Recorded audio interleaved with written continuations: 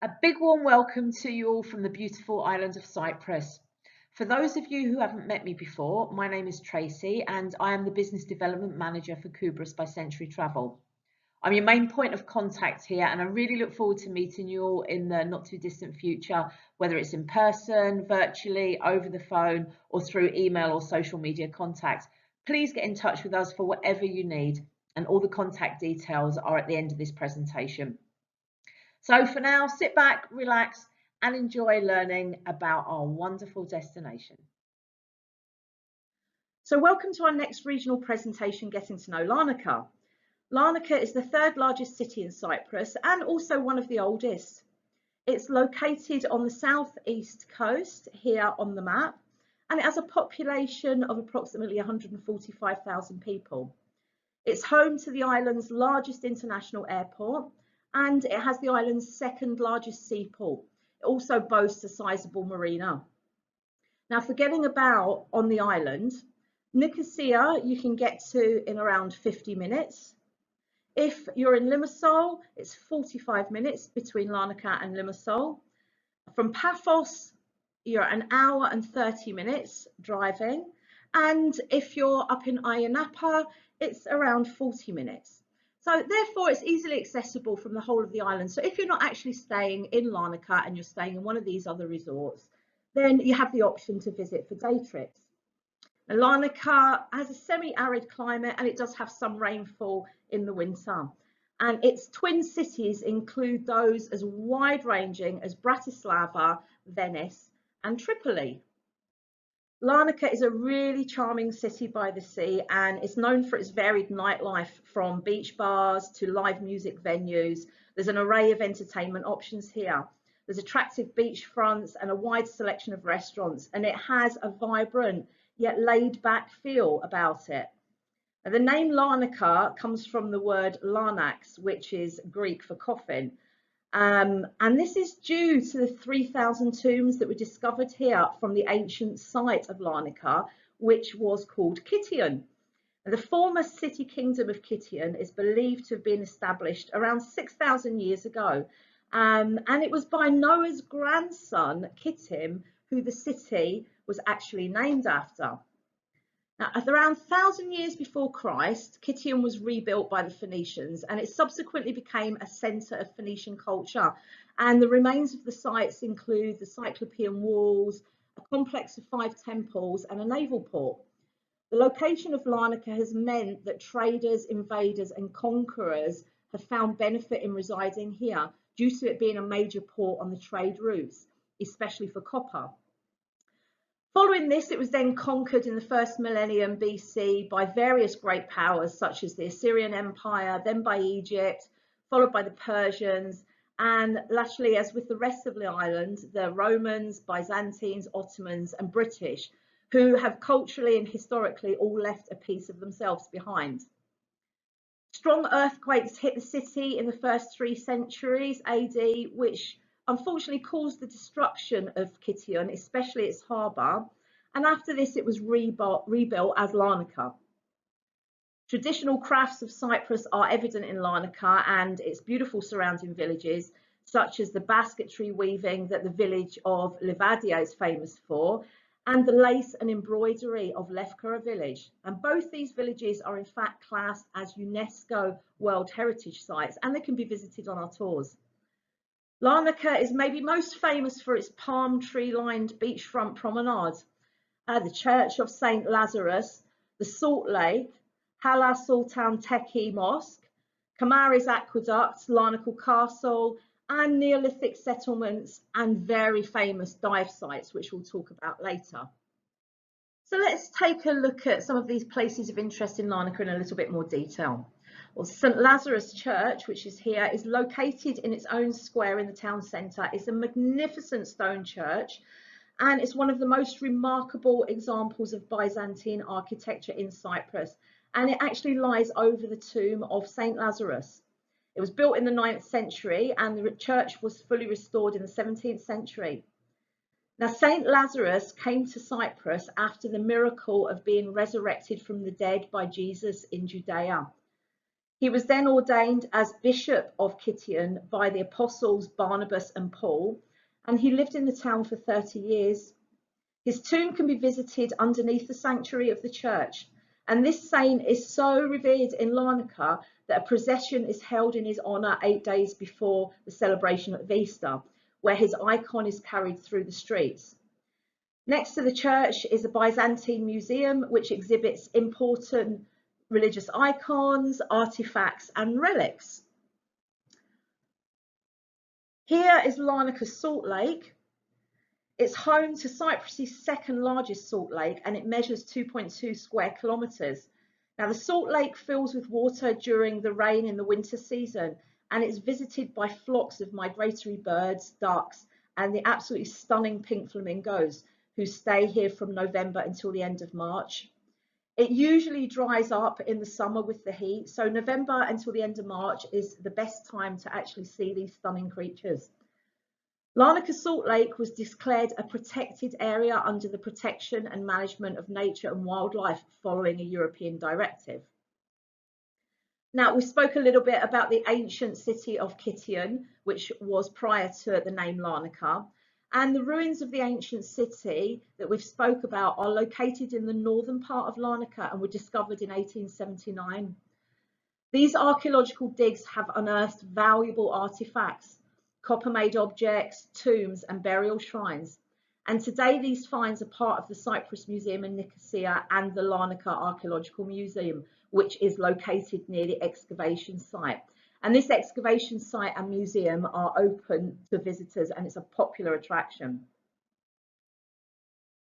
This here is Hala Sultan Teki Mosque.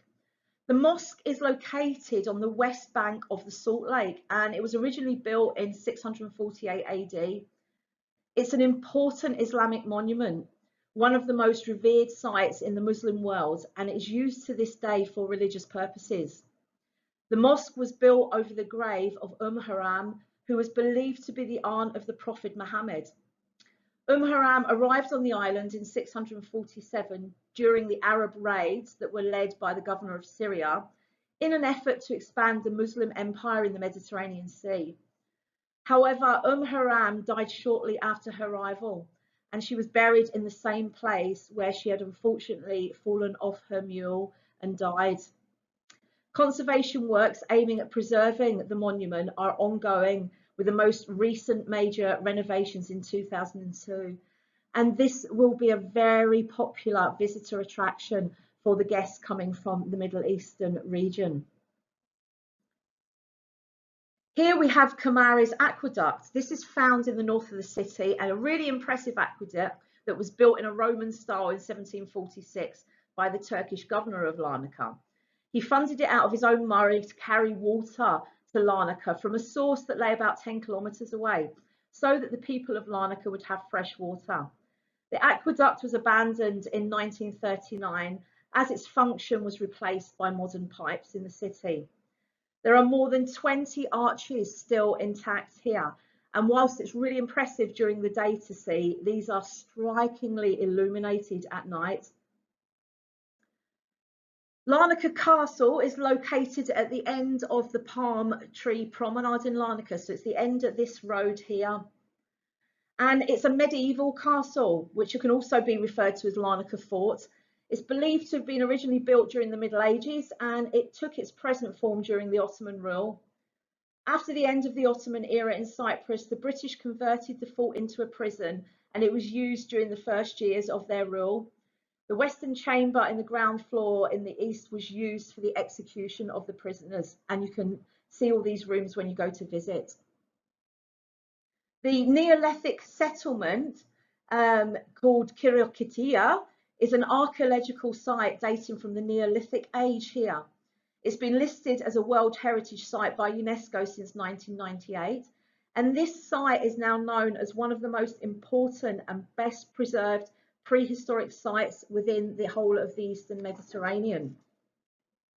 So there's lots and lots of history to explore in Larnaca. Now, with regards to dive sites, we can see a diver here.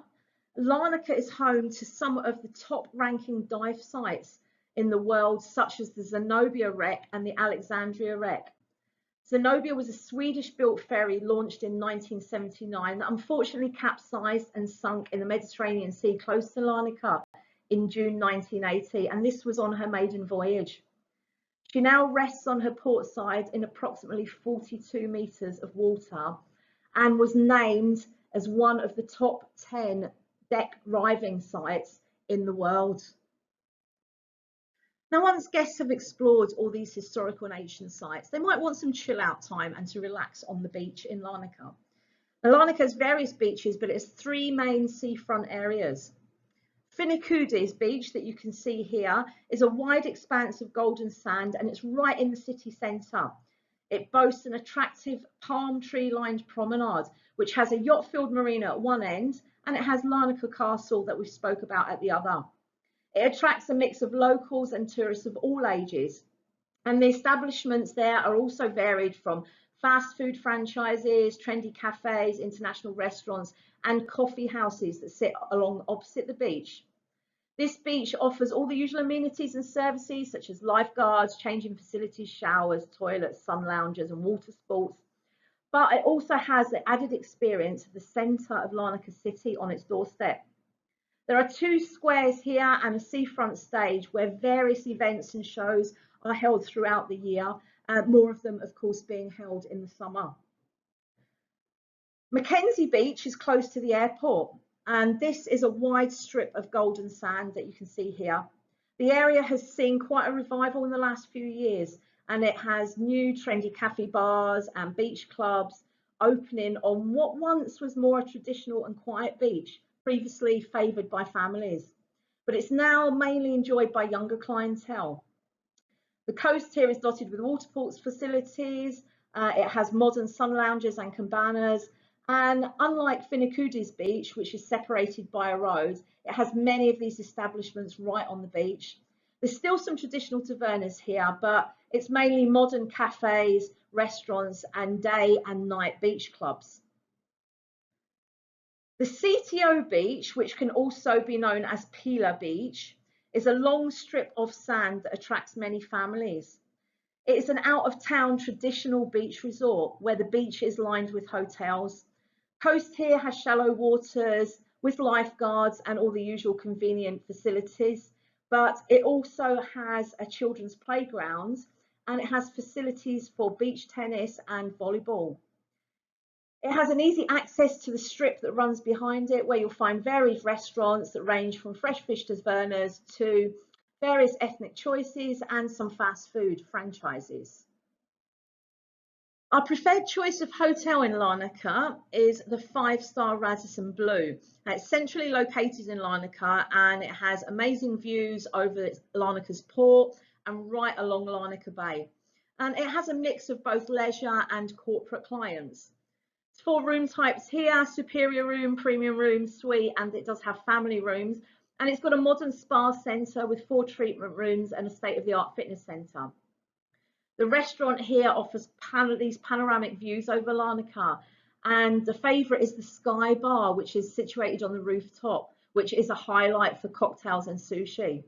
Now, as with all the hotels we feature in our portfolio, further detailed information and visuals can be found on our website. Just go to the home page, click on Plan Your Trip and select hotels, and you can find a lot more information there about this hotel, the Radisson Blu, and all the others. So thank you so much for your attention today. Following our initial training presentation, getting to know Cyprus and getting to know Kubris, which you probably would have seen before this regional one, all of our regional webinars are here to provide you with more detailed information on each specific area within Cyprus. So when you have time, please take a look at these other regional presentations and it'll increase your knowledge and help you sell the destination. But I hope you've learned some interesting facts today that you'll be able to tell your clients about. In the meantime, here are the contact details again. So if you've got any questions on today's presentation, you need any further information, maybe your clients have specific queries, or you need a quote for a trip, or even if you just want to get in touch with us to introduce yourself and say hello, that would be great too. We're contactable by telephone. Here is the number, which is Cyprus, which is 357 26205 222. We're also on WhatsApp, and this is the WhatsApp number here, Cyprus 357 99533 551. Please add us to your contact list, because then you'll be able to be on our distribution list to receive any updates and offers. If you want to email us, drop us an email, sales@kubris.com, and of course visit the website www.kubris.com. It's a plethora of information and it's very easy to navigate around and find what you want. You'll also find an online quote form there that you can fill in if you have quotes. We're also on Facebook and Instagram, so please look up Kubris on those. And all that's left for me to say today is that when you think of Cyprus, think Kubris. Thank you, have a great day, and I look forward to speaking to you all soon.